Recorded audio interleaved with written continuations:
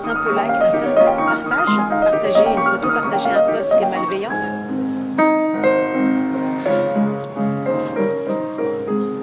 Oui, il ne faut évidemment surtout pas relâcher l'effort, mais c'est intéressant de voir que les efforts payent en effet, puisque cette politique publique de lutte contre le harcèlement, que nous avons voulu très forte, très cohérente, très déterminée depuis quelques années, eh bien, elle produit ses premiers effets avec, pour la première fois depuis 20 ans, une enquête internationale, HPSC, qui est conduite dans plus de 40 pays, tous les 4 ans.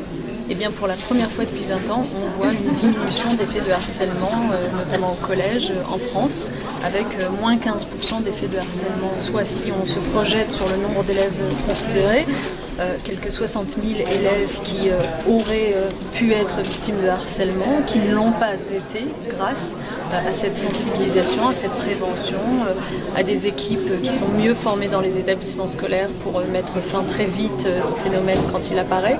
Donc c'est à la fois une bonne nouvelle et en même temps c'est plein d'exigences pour nous parce que ça veut dire qu'il ne faut surtout pas relâcher la pression et les efforts. Et c'est ce que nous faisons. Cette année, pour la seconde fois, vous avez une journée nationale de lutte contre le harcèlement.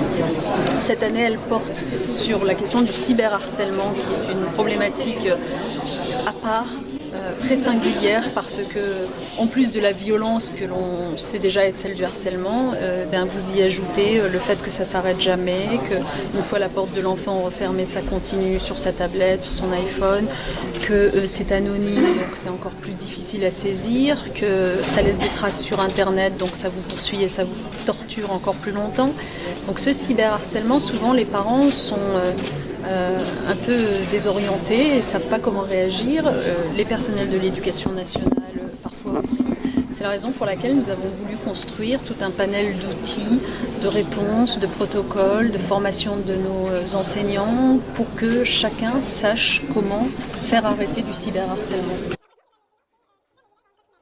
Oui, absolument. Ce que l'on constate en effet, c'est que le cyberharcèlement qui est lié à l'usage des nouvelles technologies, ce qui ne veut pas dire que l'usage des nouvelles technologies en soi soit un mal, il faut toujours bien distinguer.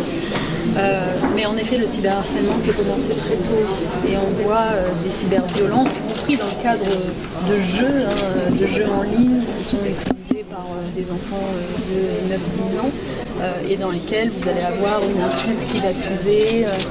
Alors le cyberharcèlement, il faut le distinguer de la cyberviolence dans le sens où il faut qu'il y ait répétition pour qu'on parle de cyberharcèlement. La cyberviolence, aujourd'hui, dès que vous allez vous promener sur Internet, d'ailleurs que vous soyez enfant ou adulte, vous en faites les frais et vous la voyez à l'œuvre, ça n'est pas acceptable, surtout quand ça touche nos enfants. Et donc c'est la raison pour laquelle d'abord il faut être sévère. Et je rappelais ici que nous avons adopté par la loi, celle que j'avais adoptée en 2014 comme ministre des droits des femmes, puis une autre loi sur le numérique plus récemment, le fait que le harcèlement et le cyberharcèlement sont désormais des délits.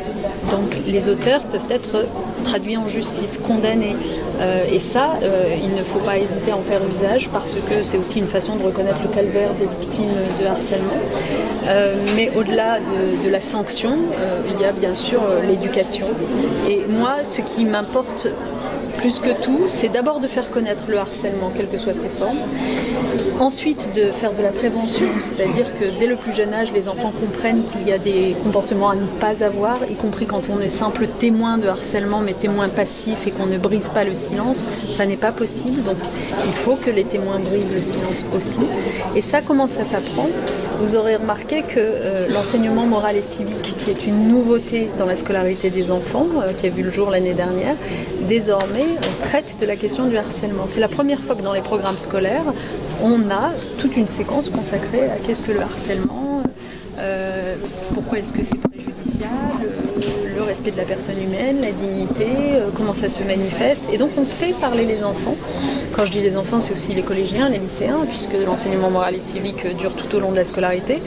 Et donc il y a des paroles qui se libèrent, des comportements qui ne restent pas dans l'ombre, et c'est comme ça qu'on fait avancer les choses.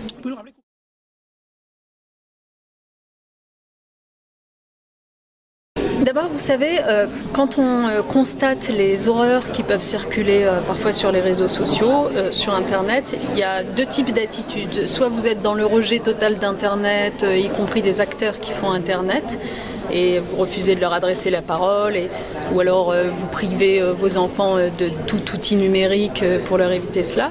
Soit vous comprenez que c'est pas avec ce type de réponse qu'on va s'en sortir et que les enfants, de toute façon, ils vont être amenés à utiliser le numérique en votre présence ou en votre absence. Donc il vaut mieux les éduquer à l'usage du numérique.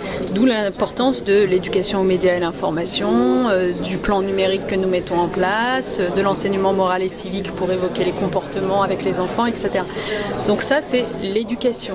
Et puis par ailleurs, s'agissant des acteurs qui font Internet et les réseaux sociaux, Facebook, Google, Twitter, etc., là encore, il ne faut pas être dans l'ignorance de ces acteurs ou vouloir les mettre de côté. Au contraire, il faut les associer au travail que nous faisons. Et c'est ce que nous faisons depuis quelques années maintenant, en faisant en sorte que ces grands groupes soient beaucoup plus réactifs qu'ils ne l'étaient par le passé, à retirer un contenu que nous leur signalons, à supprimer des vidéos ou des images portant atteinte à la vie privée des enfants. Il y a beaucoup de choses qui, de ce point de vue, ont été améliorées avec des procédures beaucoup plus claires pour signaler les choses. Et c'est le travail que nous faisons avec l'association e-Enfance, qui est notre opérateur pour aller auprès de ces grands groupes de l'Internet et faire en sorte que leur méthode s'améliore pour protéger nos enfants. Alors c'est l'association e-Enfance qui est notre opérateur, l'opérateur du ministère de l'Éducation nationale, donc qui, au nom du ministère de l'Éducation nationale, va appeler systématiquement Google, Facebook, Twitter pour leur demander de retirer tel ou tel contenu. Donc dans nos établissements scolaires, nous avons comme référent l'association e-Enfance qui se charge ensuite d'appeler les groupes en question pour faire retirer les contenus. C'est comme cela que ça fonctionne.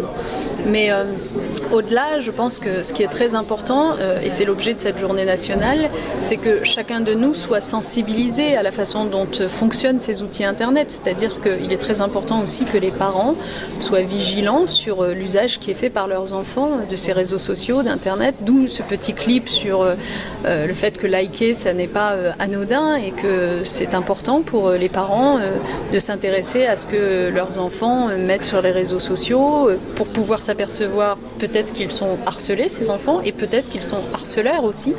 Et donc être là encore dans une démarche pédagogique pour faire en sorte que les enfants deviennent des citoyens numériques, en partant du principe que Internet n'a pas à être une zone de non-droit. Je crois que c'est très important que nos enfants grandissent avec cette idée simple que les règles qu'on respecte dans la vie civile, quotidienne, doivent être respectées aussi sur Internet.